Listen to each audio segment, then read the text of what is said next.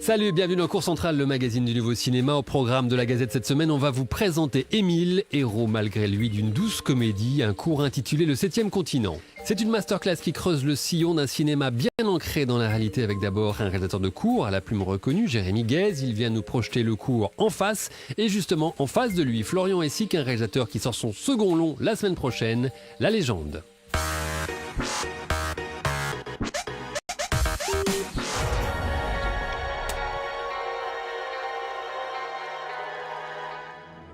La journée a été difficile.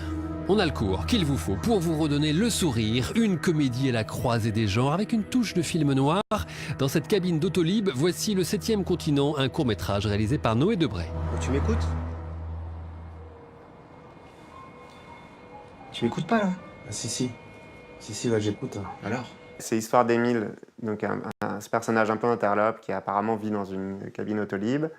Et on commence alors qu'un type est venu le voir parce qu'il lui demande de retrouver sa petite amie qui a disparu, qui s'appelle Claire Suarez, et qui vraisemblablement a été pris en otage ou séquestré, c'est pas très clair, par un milliardaire du nom de John Rappoport. Ok, donc John Rappoport, Le milliardaire. donc milliardaire, Il a fait fortune dans les sacs poubelles, c'est le leader mondial. fortune, sac poubelle mondial, Il la drogue aussi. drogue. Pourquoi il y a la drogue?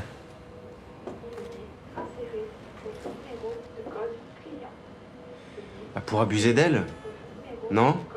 Ça me paraît évident. Donc une histoire un peu comme ça, un peu étrange, mais qui ne semble pas surprendre Émile beaucoup plus que ça. Et donc on en déduit qu'Émile est comme une espèce de détective. Et on va suivre Émile dans ses pérégrinations à la recherche de cette fille qui s'appelle Claire Suarez. Et Rappoport, tu connais? Oui, je le connais. Quand il vient, il finit toujours par pleurer sur mon épaule à 4h du mat. Il va pas bien du tout, le mec. Pourquoi il pleure? À cause d'un bonsoir. On trouve des potes à l'intérieur. Non, désolé. C'est mon anniversaire. Salut. C'est sûr. Pourquoi il pleure? À cause du 7e continent. Du 7e quoi? Bobby, explique-lui. C'est un immense tas de déchets plastiques au milieu du Pacifique. Et Rappaport, il se sent coupable de tous ces sacs poubelles qu'il fabrique, qui finissent là-bas.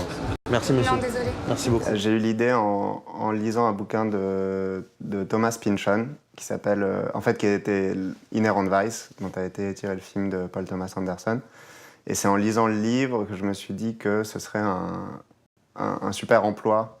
Ce genre de personnage serait un super emploi pour un acteur qui s'appelle Thomas Blumenthal, qui joue dans le film. En fait, la difficulté, c'est que c'est un personnage un peu foufou. Et donc, il faut construire tout un univers autour de lui qui soit dans le même registre pour qu'on y croie un peu. On est chez Claire Suarez ou pas? J'en sais rien, moi. Je suis venu ici parce que c'était une fête de drogués, c'est tout. J'avais pas envie de venir seul, c'est pour ça que je t'ai invité. Je suis désolé. Ah oui, voilà. Ça, c'est une meilleure explication, ça. Tiens. C'est-à-dire que si l'autorité, elle nous surveille dans la rue, et ben Non. Il y a de la drogue là-dedans, hein? Bah oui, il y a de la drogue, ouais. Putain. Elle est comment? Elle est comment? Ouais. Elle est comment? Oui. Bah oui, elle est comment? Bah elle est... Non mais je peux pas, moi. Comment ça? Bah je peux pas parce que je bosse. Tu rigoles quoi? Après, il y a d'autres auteurs dans le même registre. Il y a Chandler, il y a et des films qui ont été adaptés de ces livres-là. Il y a Le Privé de Altman. Il y a évidemment The Big Lebowski des frères Cohen. Et donc, c'est tout un univers comme ça. Et j'ai commencé à considérer le film comme une variation sur le thème de ces films-là. Je faisais rien. Ça monte là? Ah non mais moi ça me fait rien en fait.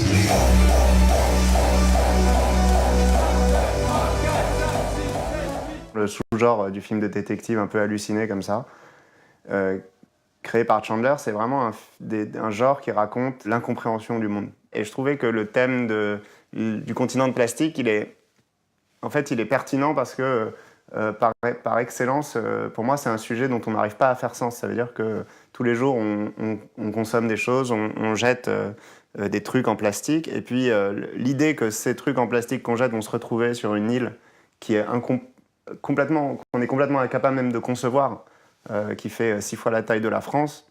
6 fois la taille de la France, c'est par excellence quelque chose qu'on n'arrive pas à concevoir, en fait. Et donc un amas de plastique. Et donc c'est quelque chose dont on est tous informés, mais dont personne n'est vraiment conscient. Et ça me semblait un bon objet pour ce genre d'intrigue. Parce que c'est une bonne métaphore, en fait. C'est quelque chose dont on sait que c'est là, et en même temps, c'est complètement irréel, quoi. Comme les intrigues de Chandler.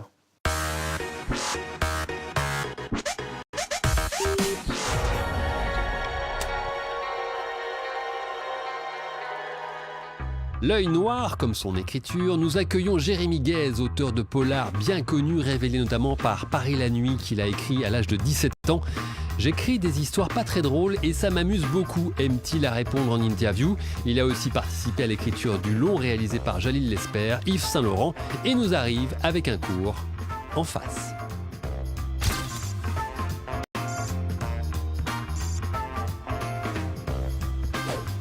Pour découvrir En face de Jérémy Guez, un autre réalisateur entre maintenant en scène. Il s'agit de Florian Hessig. Son visage ne vous est pas étranger car Florian a souvent été comédien à la télévision, que ce soit pour des téléfilms, des formats courts ou des séries. Le garçon ne perd pas de temps et en 2014, premier long, il écrit le scénario et réalise la comédie Le Casse des Casses avec notamment Jean-Pierre Castaldi et Philippe Vasseur au casting.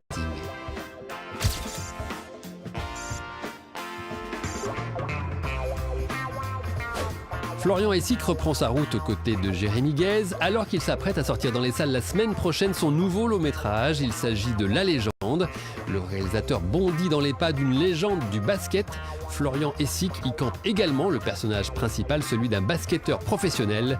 Un film forcément plein de rebondissements. Alors, ce court-métrage? Eh ben, ça s'appelle En face. Je l'ai réalisé il y a 2-3 ans. Ouais. Et voilà, j'espère que tu vas pas trop t'ennuyer. Je ne pense pas.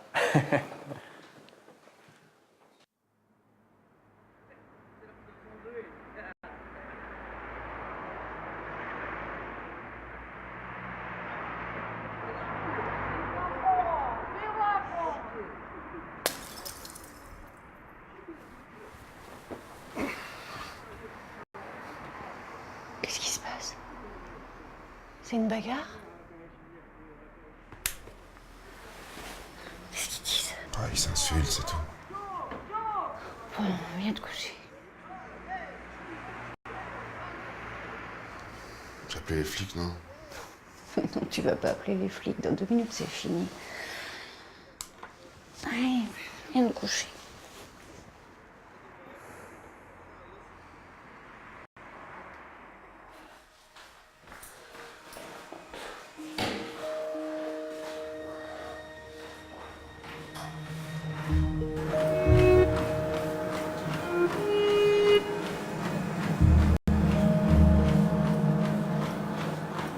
Mort en Autriche dans ce camion, on en parlait hier sur BFM TV, sur une aire d'autoroute. 76 migrants noyés au large de la Libye. Voilà les chiffres du jour. Je suis avec le grand spécialiste des flux migratoires, François Gémen, en duplex. Bonsoir, monsieur Gémen. Que disent ces chiffres? Comment les interpréter? T'as pas vu mes bottes? Bah non, j'ai pas vu tes bottes, non. Très bien, mon collier, on place à Warda et tu les retrouves sans problème, hein. C'est bon, je les ai trouvés. Tu fais quoi aujourd'hui? Le RH là de Christophe, je vais l'appeler et puis je vais refaire mon CV. Ouais. Bon, j'y vais, bisous. Non, attends, je te dépose. À tout à l'heure. Assois.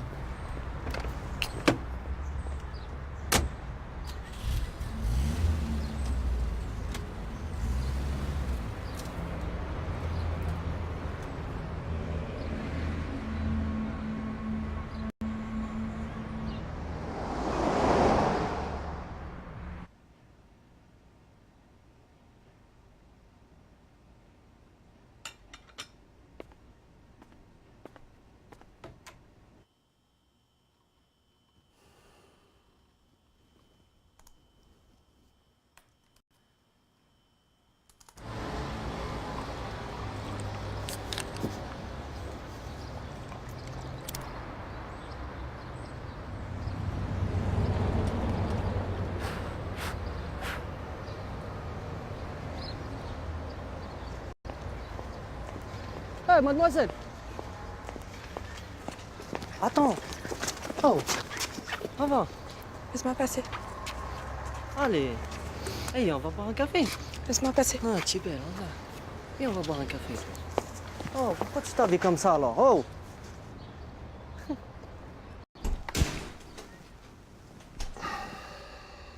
Yasmine. Yasmine.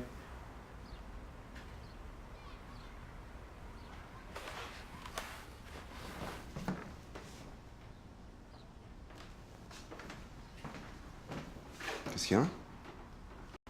Rien. Si, je sens bien que... Qu'est-ce qu'il y a? Ça va?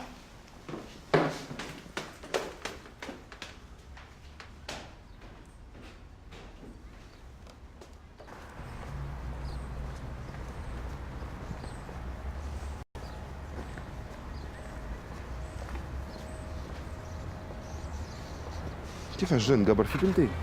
وش بيك؟ وش بيا؟ قبر في بنتك ولا وش بيا؟ ها؟ اختيني ايه اغيتي مسيو صافا با قسما بالله مسيو وش بيك؟ عاود هادي قسما بالله غير يماك انك هذا خلاص سمحنا اخو سمحنا اخو اسكت خامج سمحنا اخو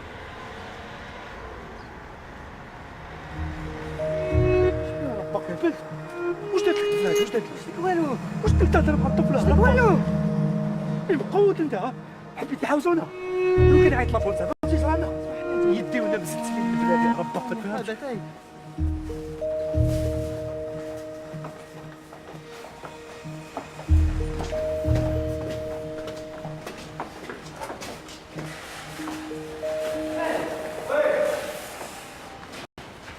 يا صاحبي هذاك طولت يا صاحبي ساندويتش برك منين جبتو بطاطا وين اللي باون ولا عمو تعال اسمع حلول يا خويا حلوف بالك نضربو هاي لا هاي شوف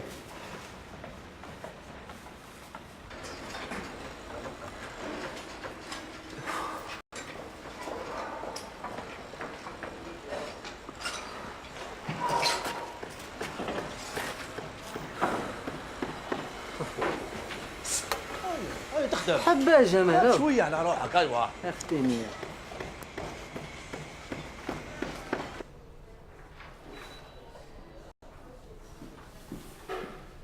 Monsieur Ben Boukarfa. Oui, c'est moi.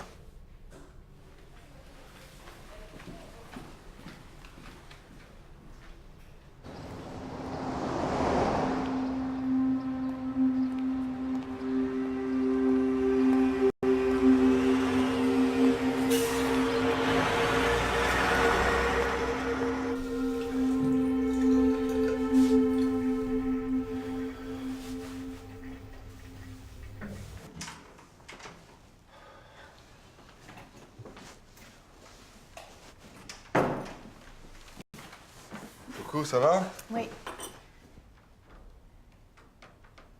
Qu'est-ce qu'il fait là, lui? Il est venu s'excuser pour son frère. Non, non, خرج. Non, خرج. Ali. بونسوار Je n'ai rien à faire. Il est venu pour toi. كيفاش تدخل في الدار مع النساء؟ واش فيها؟ برا برا برا. Pourquoi t'as fait ça? Non mais tu sais ce qui s'est passé hier? Tu sais ce qui s'est passé? C'est bon, papa, il s'est excusé.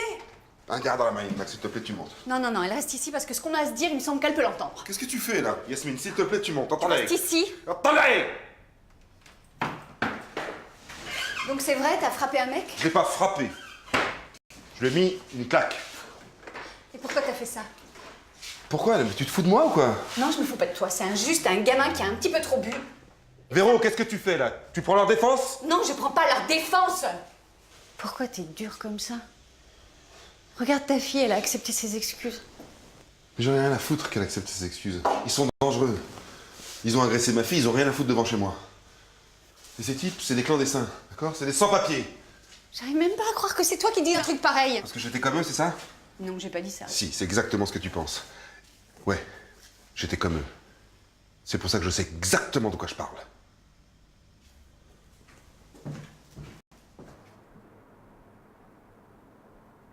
اسمع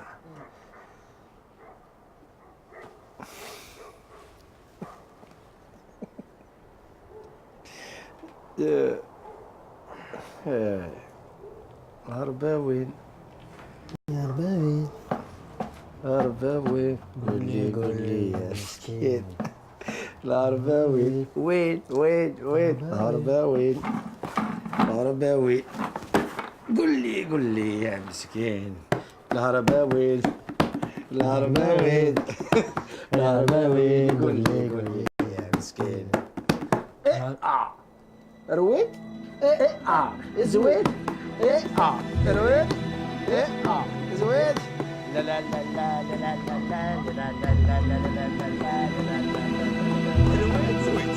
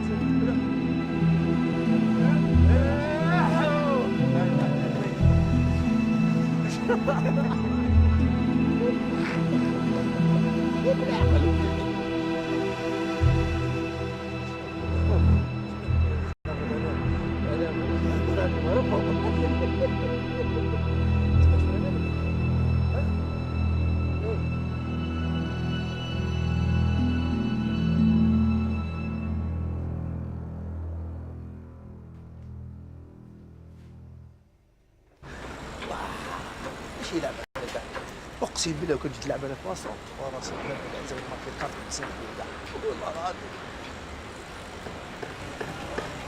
Travail. Non, non, c'est son travail. Faut rentrer à la maison. Allez. Rentre à la maison. L'argent.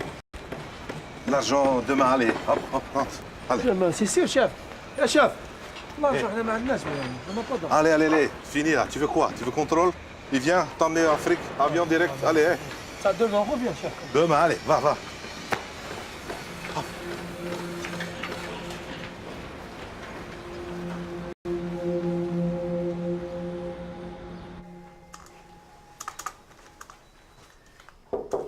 Bonjour. Bonjour.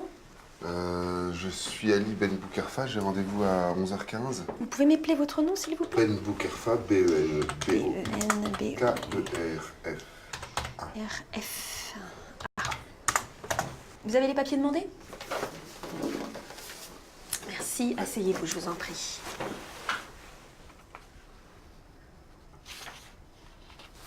Asseyez-vous, on reviendra vous chercher.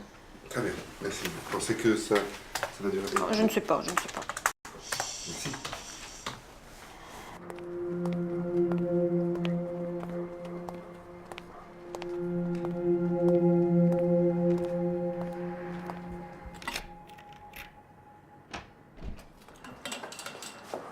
Coucou. Qu'est-ce que tu fais? Je vais chez une copine. Oh. Mais j'ai vu avec maman, t'inquiète, c'est bon.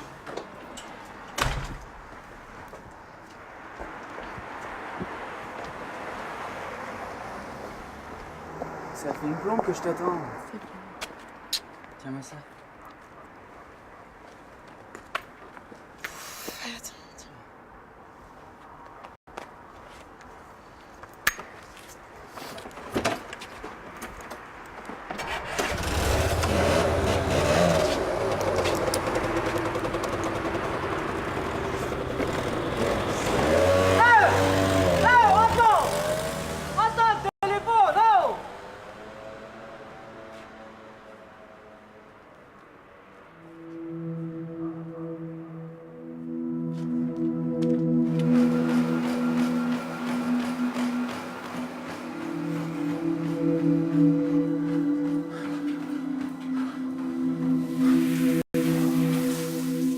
Et on verrait tout à ce moment-là.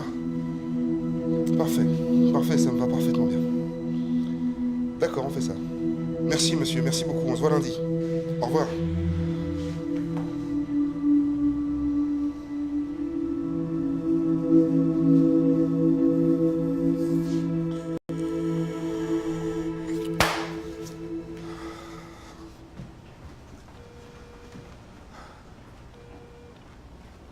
Je l'ai eu. Le poste, je l'ai eu.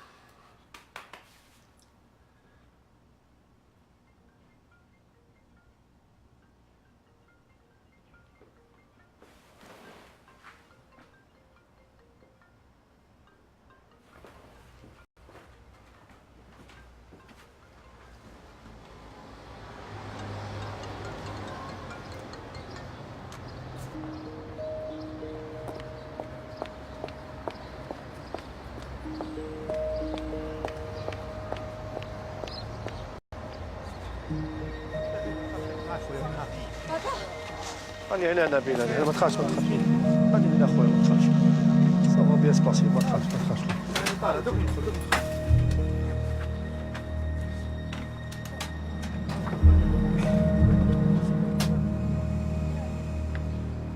جاي خويا نبيل راني جاي روح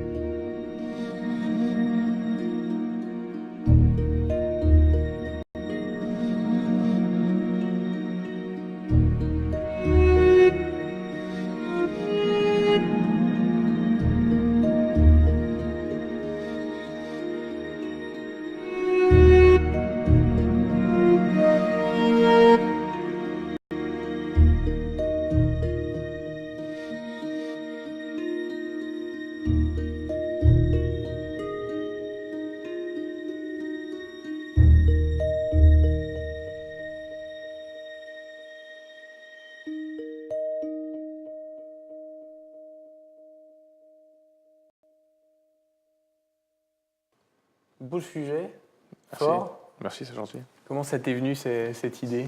Je pense que c'est un processus. Je suis moi-même fils d'immigré, donc ça m'a toujours un peu interpellé la manière dont des gens ils venaient d'un pays, ils s'installaient dans un autre et ils devaient réapprendre certaines choses en quelque sorte et essayer d'inscrire leur vie et celle de leurs enfants dans ce nouveau pays. Et il y avait un parallèle qui était frappant, je me souviens, quand j'ai eu l'idée du sujet, c'était la fin du processus de la révolution tunisienne. Ben Ali avait été dégagé et mon père est tunisien. Et je me disais, c'est marrant parce qu'il y avait des premiers Tunisiens qui commençaient à venir et très vite, au début, c'était un peu bien accueilli en France et très vite l'opinion, enfin en tout cas, de ce qui m'en parvenait, j'avais l'impression qu'elle se retournait. Et je me disais, il y a un paradoxe, mon père il est arrivé dans fin des années 60, début des années 70 en France, c'était un pays beaucoup plus pauvre, donc voilà, lui il a été en banlieue, il y avait encore des bidonvilles dans les Hauts-de-Seine et dans le Val-de-Marne où il s'est installé. Aujourd'hui, il n'y a plus ça en France, et pourtant, alors que économiquement ça va mieux, j'avais l'impression que les gens, ils accueillaient d'une manière beaucoup plus hostile les nouveaux arrivants. Et donc je me disais, c'est bizarre, alors qu'économiquement, il n'y a pas de raison que ça se passe mal.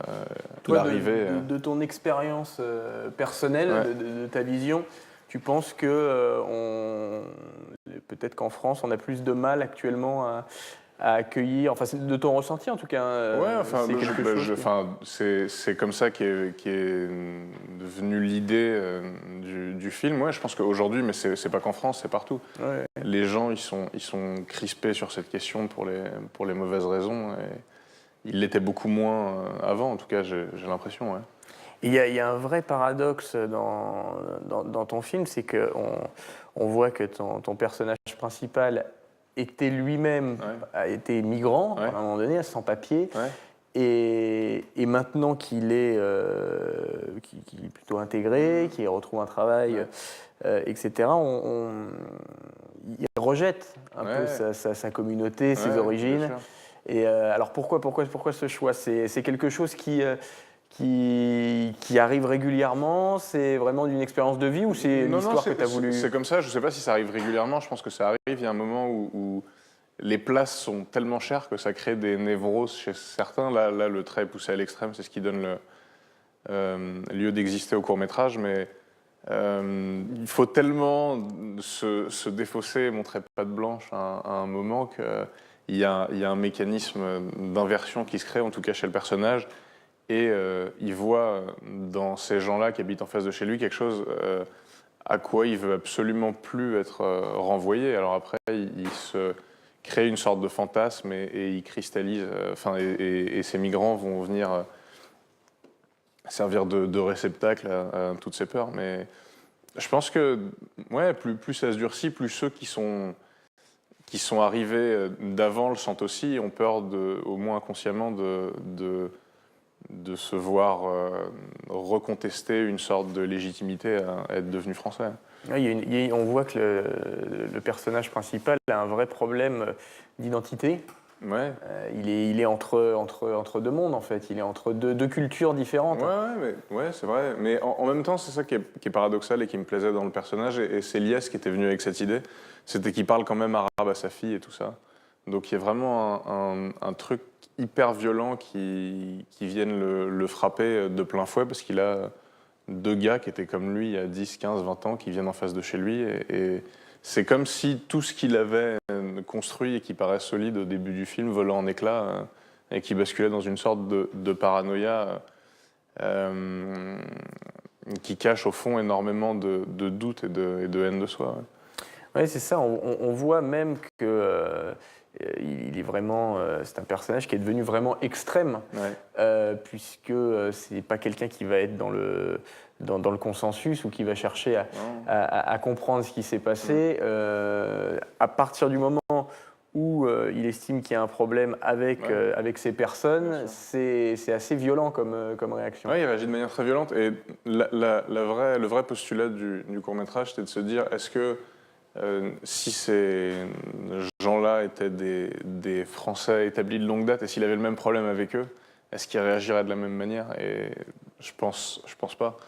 Parce que même il le verrait comme un problème, en fait. Ouais, mais il le verrait comme un problème peut-être entre jeunes et que sa fille se fasse draguer comme ça, il le vivrait pas d'une manière aussi violente. C'est exactement la question que je me posais, c'est de me dire, est-ce que voilà, si sa fille se fait accoster dans la rue de la même façon par un Français, est-ce qu'on ne pourrait pas imaginer même qu'il ait la réaction inverse si sa fille va se plaindre à lui de ce genre de choses, de lui dire on dit rien, on fait pas de vagues. C'était un peu l'ambiguïté sur laquelle je voulais jouer, c'est d'avoir en négatif cette situation inverse qui se produirait sûrement. Et toi, si tu me parlais un peu de ton long? Écoute, La Légende, c'est l'histoire de Jean-Christophe Markovitch. C'est une sorte de biopic fiction. Jean-Christophe Markovitch, qui est l'un des meilleurs basketteurs en Europe du moment, qui est demandé, courtisé par tous les plus grands clubs européens et qui va faire le choix étonnant de retourner dans son club formateur, qui est un petit club de Pro A, de première division, mais qui reste un petit club. Ça surprend tout le monde.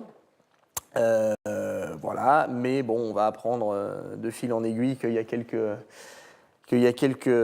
chose de caché, qu'il y a quelques petits problèmes. Voilà, c'est un petit peu, je voulais montrer dans ce film les coulisses du basket professionnel. Je prétends pas que ce soit la réalité, c'est une réalité, c'est ma réalité en tout cas. Il faut pas en faire une généralité, je pense. Par contre, il y a des cas comme ça, et je voulais surtout faire passer un message peut-être aux futurs sportifs ou à ceux qui rêvent d'embrasser ce type de carrière. Il y a toujours des choix à faire dans ce type de carrière, des sacrifices.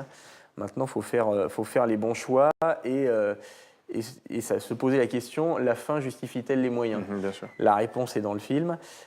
Ma réponse est dans le film. Après, chacun a son éthique et chacun fait ce qu'il veut. C'est une vraie personnalité.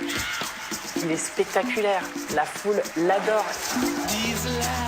Jean-Christophe retrouvera l'année prochaine son club formateur, celui d'Angers, au plus haut niveau.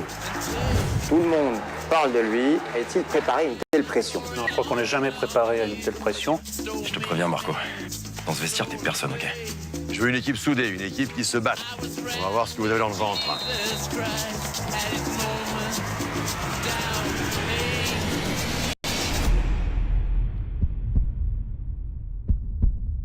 C'est grave? C'est très grave, monsieur le président. T'as le genou d'un vieux papy de 150 ans qu'on aurait passé à la broyeuse. Nous sommes sur une blessure extrêmement grave pour le commun des mortels. Alors pour un sportif de haut niveau... Maintenant, il faut que tu t'arrêtes. C'est hors de question. Vous n'avez pas le droit de briser mon rêve comme ça. C'est quoi ton rêve? C'est l'équipe de France. T'es prêt à tous les sacrifices pour ça? Sans condition.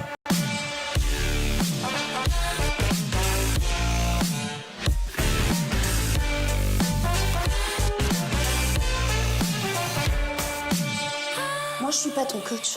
Faut que tu me dises la vérité. Il va falloir un peu plus que de la bonne volonté pour faire passer cette putain de douleur.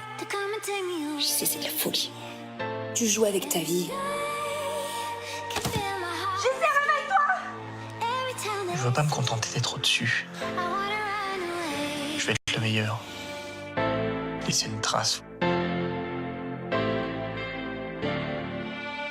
Bon, bah écoute, ravi de t'avoir rencontré. Et ben de même, ravi d'avoir découvert ton univers, qui est vraiment, où il y a vraiment un point de vue hyper intéressant, et on n'a pas eu le temps de l'évoquer, mais c'est vrai que même au niveau de l'image, du cadre, etc., c'est vraiment... merci. Tu as vraiment un bel univers, et j'espère que tu vas continuer et aller vers le long, et en tout cas, bravo. J'espère aussi. Et puis j'ai très hâte de voir ton nom, en parlant de nom.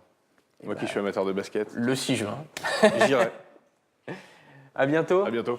Merci. Ciao. C'est fini pour aujourd'hui. Vous pouvez retrouver Cours Central sur le site d'OCS et nous poster vos commentaires et suggestions sur la page Facebook de l'émission. À la semaine prochaine pour un nouveau numéro de Cours Central.